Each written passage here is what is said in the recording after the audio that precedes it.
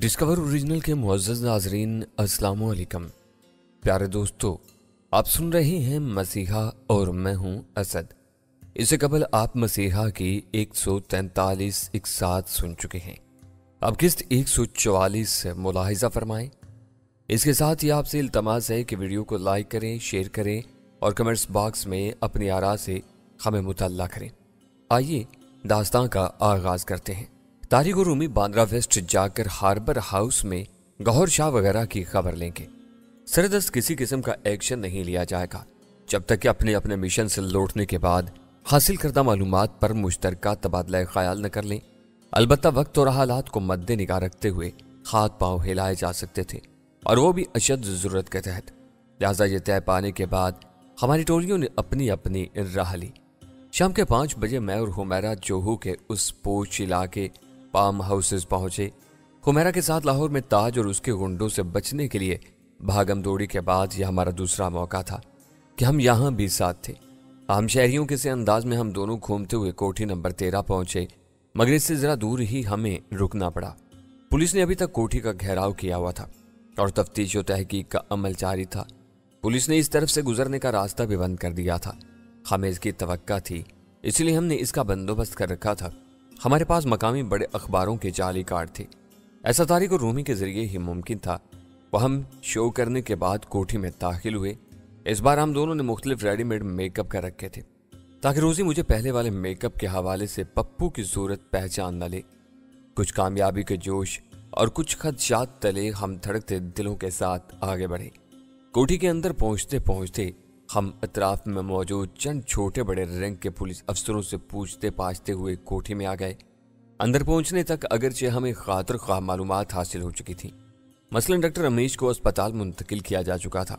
रोजी भी वहीं थी, वो भी जख्मी थी। ताम रमेश की हालत खतरे से बाहर थी। उसे पेट के दाएं जानिब गोली लगी थी जो आर पार हो गई थी। एक गोली बाएं रान में लगी थी। एक हैरान कुन बात जिसने मुझे चौंकने पर मजबूर किया था वो ये थी कि रोजी के बयान के मुताबिक रोजी ही ने रमेश को हमलावरों की फायरिंग से बचाते हुए अपनी जान की परवाह किए बगैर अंदर खींच लिया था। मुझे यह बात तस्लीम करने में आर था। रोजी जैसी बाज़ाहिर सादा लू और बेवकूफ सी लड़की जो डरपोक भी थी, ऐसी बहादुरी कैसे दिखा सकती थी? यही नहीं, मुझे उसकी वो मुख्तसर दास्तां भी याद आई जो उसने मुझे बड़े दुख भरे अंदाज में सुनाई थी। तो ये उसकी कमाल की अदाकारी ही थी। यूं देखा जाता तो हम दोनों ही एक दूसरे के साथ अदाकारी करते रहे थे, और हम दोनों में से कोई भी एक दूसरे को बहैसियत अदाकार या बहरूपिये के नहीं पहचान पाया था। अलबत्ता मुझे इस पर फोकियत हासिल हो रही थी कि मैं रोजी का असल रूप बेनकाब करने वाला था, जबकि रोजी को अभी तक मेरे बारे में हकीकत का कोई इल्म नहीं था। तहम हम अंदर दाखिल हो गए। वहां अब हमारे करने के लिए कोई काम नहीं रहा था। हमने अस्पताल का पता ज़हन-नशीं किया और वहां जा पहुंचे। वहां भी इन दोनों के लिए मकदूर भर सिक्योरिटी का इंतजाम किया गया था। रमेश बेड पर दराज था और उसके पेट के दाएं पहलू और बाएं रान पर बैंडेज और पट्टियां नजर आ रही थी। रोजी अलबत्ता वहां मौजूद थी। उसे कोई मामूली जख्म आए थे और इस वक्त वो वहीं रमेश के बेड के पास मौजूद थी। मैंने कनखियों से उसका जायजा लिया था। वो मुझे बिल्कुल पतली हुई नजर आ रही थी। पहले वाली आम सी सीधी सादी रोजी के बजाय वो इस वक्त एक जंगजू, नडर और मुस्तद रोजी दिखाई दी। एक अजीब से जोश तले उसका खूबरूद चेहरा तमतमा रहा था। रमेश होश में था और वो उसे तसल्लियां दिए जा रही थी। एक बार तो मुझे शुबा हुआ कि रोजी कहीं दरपर्दा रमेश की साथी न हो। मैं इम्कानात पर यकीन रखने वाला आदमी था और समझता था कि दुश्मन इस वक्त हर तरह की चाल चले हुए थे। देखा जाता तो पाकिस्तान की तरह यहाँ इंडिया में भी हमने इन खूनी सौदागरों के दांत खट्टे कर डाले थे। यहाँ भी इनका नेटवर्क इस कदर बेकार कर डाला था कि बचे खुचे उनके जर खरीद कुत्ते कुछ तो हमारे हाथों वासिल जहन्नुम हो चुके थे और बाकी पनाह तलाशते फिर रहे थे। अब आखिरी वार का वक्त करीब आ रहा था। मैंने कुछ महसूस करते हुए हुमैरा से कहा, अब बाहर आ जाओ, हमें अस्पताल की मुस्तकिल निगरानी करना होगी। हुमैरा ने उस वक्त तो मुझसे कोई सवाल नहीं किया, लेकिन जब हम अस्पताल की बाउंड्री वाल से बाहर 1 फुट पाथ पर वाक़े चाय खाने में आकर बैठे, जहां से हम अस्पताल के मरकजी गेट पर नजर भी रखे हुए थे, तो उसने पूछा, इसकी क्या जरूरत है? रमेश चंगा भला होकर कोठी नंबर 13 ही का रुख करेगा। वो नहीं, उससे पहले रोजी वहां का रुख करने वाली है। मैंने इसरार भरे अंदाज में कहा, तुम तो इस कदर दावत से बात कह डालते हो जैसे तुम्हें कोई ख्वाब आया हो या कोई इल्हाम हुआ हो। हुमैरा ने हंस कर कहा, वो इस वक्त मुझे रूमी का दूसरा रूप महसूस हुई, क्योंकि वो भी इसी तरह मुझ पर एतराज के तीर चलाती थी تاہم حمیرہ کا انداز کچھ مختلف تھا، اس لیے میں نے بھی مسکرا کر ہی کہا، حالات کا باریک بینی سے تجزیہ اور کچھ اپنی پاور آف آبزرویشن استعمال کرو تو کئی باتوں کا قبل از وقت ہی ادراک ہونے لگتا ہے۔ اس میں کوئی خواب یا الہام والی بات نہیں ہوتی۔ حمیرہ نے دھیرے سے اس بات میں اپنے سر کو جنبش دی۔ اچانک میں چونکا۔ گیٹ سے میں نے روزی کو نکلتے اور ایک ٹیکسی والے کو ہاتھ کا اشارہ کرتے ہوئے دیکھا۔ لو خود ہی دیکھ لو میری چھٹی اس کا کمال، کہتے ہوئے میں نے حمیرہ کو دکھاتے ہوئے ہاتھ کا اشارہ کیا۔ اس نے چونک کر مذکورہ سمت دیکھا اور اٹھ کھڑی ہوئی۔ دھیرج، میں نے ہولے سے کہا اور کرسی سے اٹھ کھڑا ہوا۔ ذرا دیر بعد ہم نے بھی ٹیکسی کر لی تھی اور اب روزی کی ٹیکسی کے تعاقب میں تھے۔ اس کا رخ پام ہاؤسز کی جانب ہی تھا۔ یہاں پہنچ کر ہم نے دوبارہ اپنی صحافیانہ کوششوں سے اپنی انٹری کامیاب بنائی اور روزی کے بعد کوٹھی میں داخل ہو گئے۔ تفتیشی عمل آخری مراحل میں تھا اور باقی افسران جانے لگے۔ ایک بات کی حیرت ہوئی، روزی نے اپنے بارے میں یہی بتایا کہ وہ میڈم رانی شوبھا کی پی اے تھی اور رمیش جو کہ در حقیقت ایک ڈاکٹر ہے رانی شوبھا کا قریبی عزیز تھا۔ اب ان رشتوں کی کیا قانونی حیثیت تھی، تاہم شواہد سے اب تک یہی نظر آیا تھا، اس لیے پولیس نے ان کے بارے میں زیادہ پوچھ گچھ نہیں کی تھی۔ ایک ذرا موقع پاتے ہی میں اور حمیرہ کوٹھی کے کسی کونے خدرے میں جا چھپے۔ روزی اس وقت اکیلی تھی۔ اس نے سارے دروازے بند کیے اور کھڑکیوں کے پردے وغیرہ درست کرنے کے بعد وہ اپنے کمرے میں آ گئی۔ یہ وہ کمرہ تھا جہاں میں بھی اس کے ساتھ تھوڑا وقت گزار چکا تھا۔ میں اور حمیرہ دم سادے اس کی حرکات و سکنات پر نظر رکھے ہوئے تھے، جو کم از کم مجھے کچھ زیادہ ہی پر اسرار محسوس ہو رہی تھی۔ میں اور حمیرہ کمرے کے باہر مختصر سے کوریڈور میں کھڑکی کے قریب موجود تھے۔ کھڑکی چونکہ اندرونی حصے میں کھلتی تھی، اس لیے اسے بند کرنا ابز خیال کیا گیا تھا۔ میں نے کھڑکی ہی سے جھانک کر دیکھا، روزی ایک وال کیبنٹ کی چانی پڑی تھی جو بظاہر عام سی اشیاء رکھنے میں استعمال ہوتی تھی۔ پاس سے اس نے ایک چوکور ڈبہ سا نکالا جس پر کچھ بٹن، اینٹینا نما تاریں اور اسی طرح کی وائرنگ جھانک رہی تھی۔ خفیہ ٹرانسمیٹر ڈیوائس بے اختیار میرے اندر یہ ابھرا۔ اب جیسے میں سرتاپا سماعت بن گیا۔ روزی اس ڈبے کو لے کر ایک ٹیبل کے قریب آ گئی اور کرسی سنبھالی۔ ڈیوائس میز پر رکھی اور اس کے ساتھ چند سیکنڈ تک چھیڑ چھاڑ کرتی رہی، اور اس دوران اس نے ایک ہیڈ فون بھی چڑھا لیا تھا جس پر ایک مائک بھی نظر آ رہا تھا۔ پھر جب کمرے میں ہلکی ہلکی بپ کی آوازیں گونجنے لگیں تو اس نے ایک ہیڈ فون پر لگے مائک کو کھینچ لیا جو اب اس کے منہ کے قریب تھرک رہا تھا۔ کوئی وسیع احاطہ عمل والی فریکوینسی ملانے کے بعد اس نے مائک میں کچھ عجیب و غریب جملوں کا تبادلہ کیا تو بپ کی آواز بند ہو گئی۔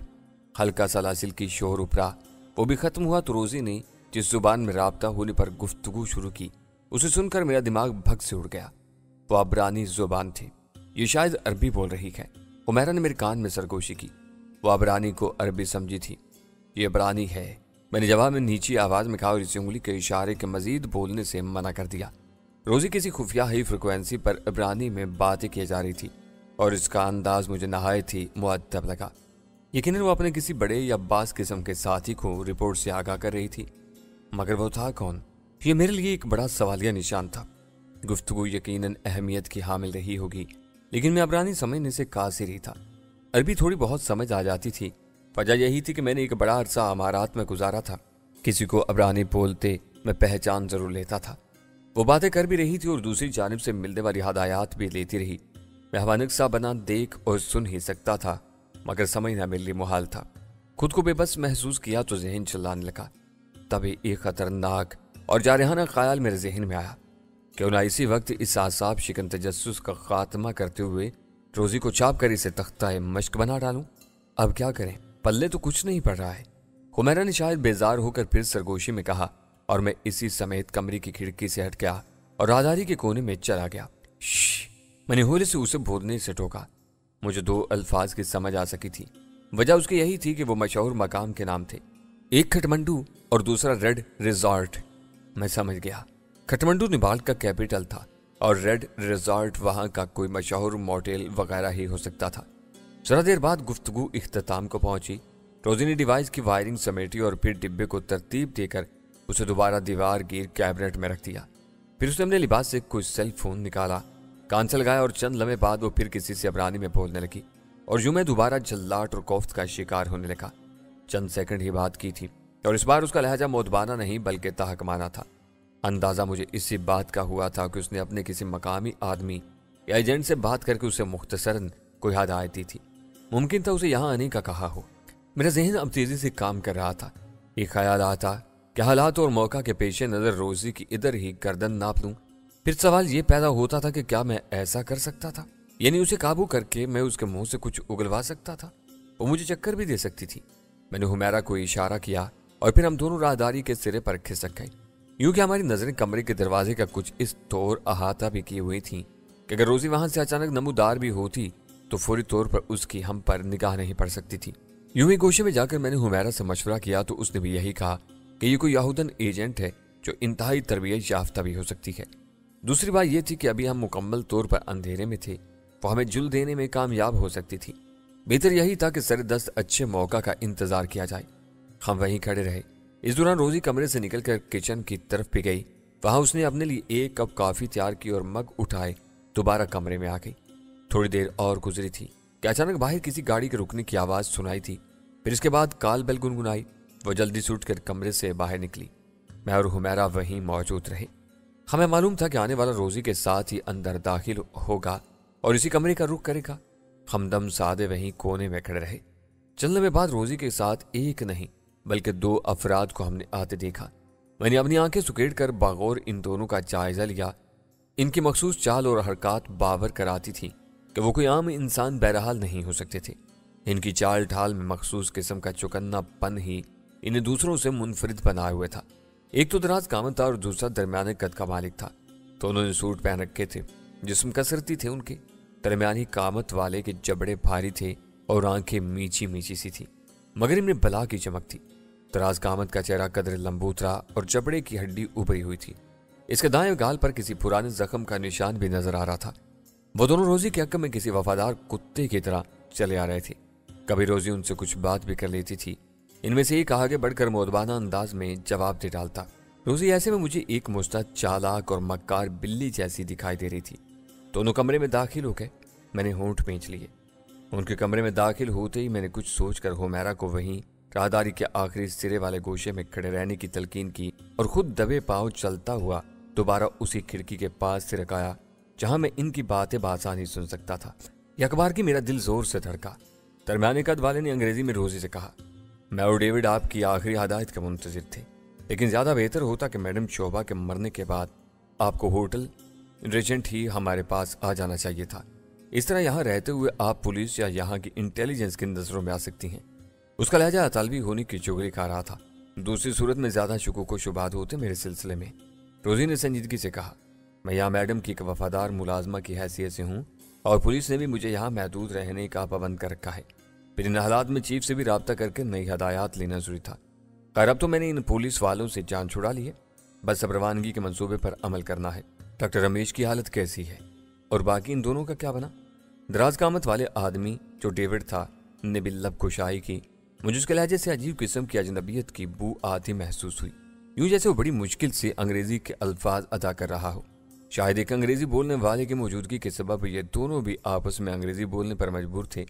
रोजी अलबत्ता साफ लहजे में अंग्रेजी बोल रही थी। डॉक्टर रमेश की हालत काफी बेहतर और वो सफर के काबिल भी है। बाकी रहे वो दोनों मेहमान, वो बहुत मुस्तद और चालाक साबित हुए। न जाने कैसे इन्हें किसी ऐसी बात की भनक पड़ गई थी कि मैडम शोभा रानी और रमेश इनके खिलाफ दरपर्दा को खुफिया मंसूबा बनाने पर तुले बैठे हैं। इन्होंने अपने साथियों मार्टी और चंदन को न जाने कैसे खबर कर दी और उसके बाद के हालात तो मैं तुम दोनों को बता ही चुकी हूँ। वो इतना कहकर खामोश हुई तो डेविड ने कहा, रवानगी के बारे में चीफ ने कोई हदायत दी? हाँ, उनकी जानिब से ग्रीन सिग्नल मिल चुका है। रमेश को लेकर खटमंडू पहुंचना है। वहां मोटेल रेड रिजॉर्ट में एक स्वीट और एक कॉटेज बुक है। रमेश को पहले वहां ले जाया जाएगा, फिर चीफ से वहां उसकी होलोग्राम पर गुफ्तगू कराई जाएगी। आगे देखेंगे क्या होता है। फिर आपको यकीन है कि रमेश हमारी बात मान लेगा? दरमियाने कद वाले आदमी ने पूछा। जरूर मानेगा, रोजी पूरे यकीन से बोली। ये तो उसका ख्वाब है, ऐसे पूरा ना हुआ तो ऐसे ही सही, लेकिन अगर इनकार किया तो वही खामोशी से उसका किस्सा पाक कर दिया जाएगा। यूं भी T3 और T4 बेकार की जा चुकी हैं। अलबत्ता इकरार की सूरत में हमें चीफ की हदायत के मुताबिक डॉक्टर रमेश को अगले ही दिन पॉइंट डेल्टा वाइट की जानिब एक 4 सीटर में परवाज कर जाना होगा, जहां सब लोग मौजूद हैं और ये सिंडिकेट को हाई जैक करने का एक बेहतरीन मौका होगा। रोजी ने अपनी बात खत्म की। इस दौरान मेरा दिल सीने में तेजी से धड़क रहा था। कोठी नंबर 13 के हालात पुरस्कार होते जा रहे थे। कुछ की समझ आ रही थी और कुछ की नहीं। कोई यहाँ खिचड़ी पे खिचड़ी पक रही थी। पहले दुश्मनों के 2 ग्रुप थे और अब ये तीसरा कूद पड़ा था। जोड़ी तुम जरा ड्रिंक तैयार कर लो। चंद सानिये की खामोशी के बाद रोजी ने थके थके अंदाज में दरमियाने कद वाले से कहा और साथ ही कोने में धरे फ्रिज की जानिब भी इशारा कर दिया। मैं खिड़की से पलटा और गुरबा कदमी से चलता हुआ राहदारी के खुफिया गोशे में आ गया। वहां पहुंचा तो बुरी तरह ठिठक गया। हुमैरा गायब थी। हुमैरा को अपने मुकर्रर मकाम पर से गायब पाकर मेरा दिल थक से रह गया था। ये कहाँ चली गई? मैंने इधर उधर नजरें दौड़ाते हुए खुद से सवाल किया, क्योंकि हमारे सिवा तो यहाँ और कोई नहीं था। बाकी जो थे वो अंदर कमरे में मसरूफे शुगल और शगफ थे। मैं चंद सानिये पुरसोच अंदाज में अपने होंठ भींचे वही खड़ा रहा और अभी मैंने हुमैरा की तलाश में इधर उधर भटकने के इरादे से कदम आगे बढ़ाया ही था कि वही कोने से अचानक नमूदार होकर सामने आ गई। उसे देखते ही बेख्तियार मेरे हल्क से इत्मीनान भरी सांस खारिज हो गई। कहाँ चली गई थी तुम? तुमने तो मेरी जान ही निकाल दी, मैंने कहा। उसने छिपी हुई मुस्कुराहट से अपने बाएं हाथ की छोटी उंगली खड़ी करके मुझे दिखाई और मैंने उसका मतलब समझकर अपना सर हिला दिया। क्या सुना तुमने? हुमैरा ने सर गोशी में पूछा। अभी ठहरो, मैंने भी नीची आवाज में उससे कहा। मैं जरा तुम्हें देखने के लिए आया था, आता हूं। यह कहकर मैं फिर पलटा और राहदारी की दीवार के साथ दोबारा मज़कूरा कमरे की खिड़की के पास दबे पांव आकर दम साधे खड़ा हो गया। अंदर पीने पिलाने और बातों का दौर जारी था जब तक इन तीनों के यहां से टलने और किसी फौरी लाहे अमल के बारे में मुझे पता नहीं लग जाता, मैं यहां से हिलने वाला नहीं था। जोड़ी, अचानक रोजी ने अतालवी नजर आने वाले उस दरमियाने कद वाले आदमी को मुखातिब किया। FGM की क्या पोजीशन है? मैं जोड़ी का तहे दिल से ममनून था, जिसकी वजह से उनकी गुफ्तगू अंग्रेजी में होने लगी थी। अगर जो अतालवी लगता था ताहम अंग्रेजी जुबान रवानी से नहीं तो अच्छी खासी जरूर बोल रहा था। यही हाल रोजी और डेविड का था। रोजी और डेविड तो मुझे पक्के पक्के इसराइली लग रहे थे। इनकी अपराधी जुबान और मखसूस लहजा इसी बात के गुमाज नजर आते थे। वो अभी तक रेंज हाउस में हैं और ग्रीन सिग्नल के मुंतजिर हैं। जोड़ी के बजाय दराज कामत और जख्म खोरदा चेहरे वाले ने रोजी को जवाब दिया। ना जाने ये FGM क्या बला थी। अभी बहुत से उगदे खुलने बाकी थे। इनका चीफ भी पूरी इसराइलियत के पर्दे में था, जिसे थोड़ी देर पहले रोजी ने एक खुफिया ट्रांसमीटर डिवाइस पर अबरानी में बातें की थी। गलबन अपनी कोई रिपोर्ट पेश करने के बाद उसी चीफ से कोई हदायत मिली थी। निस्बकौल इन्हीं के इस खूनी सिंडिकेट को किसी बागी टोले की भनक भी पड़ चुकी थी, जिसकी बिना पर ब्लैक सर्कल नामी ग्रुप भी इनके बेखूनी के लिए मैदान में उतरा हुआ था। क्या FGM ब्लैक सर्कल को फेस कर लेगी? यकीनन चीफ जान फर्नांडो ने इन्हीं की टक्कर के लोग मैदान में उतार दिए हैं। जोड़ी जोश से बोला। जोड़ी, खबरदार, आइंदा चीफ का नाम लेने की कोशिश मत करना। रोजी ने सख्त लहजे में तंबीह की। ओहो सॉरी, आइंदा ख्याल रखूंगा। जोड़ी ने मुआज़रत कर डाली। आइंदा का क्या लाहे अमल है? डेविड ने रोजी से पूछा। कल तक मैं यहाँ का मामला संभाल लूंगी। रात में रमेश के साथ रंच हाउस का रुख करूंगी। वहां से 4 सीटर में खटमंडू रवाना हो जाएंगे। FGM? डेविड ने सवाल के नजरों से देखा। वो लोग किसी भी एयरलाइन के जरिए खटमंडू पहुंच जाएंगे। इन्हें हमसे दूर ही रहना है, रोजी ने कहा। वो इस वक्त इनके बास के रूप में नजर आ रही थी। हमारे बारे में आपका वही प्लान है? जोड़ी ने सवाल किया। हाँ, हम चारों 4 सीटर में कल रात रवाना हो जाएंगे। तुम लोगों ने होटल रेजेंट तो छोड़ दिया होगा। यस मैम, डेविड ने उस बात में सर को जुम्बिश दी। ठीक है, फिर आज रात आराम करो, कल शाम तक हमें निकल जाना है। रोजी ने बात खत्म कर दी।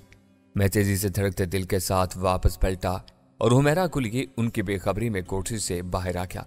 वहां हमने टैक्सी ली और अपने होटल पहुंचकर ही दम लिया। रोजी एक इसराइली एजेंट के तौर पर जाहिर हो रही थी।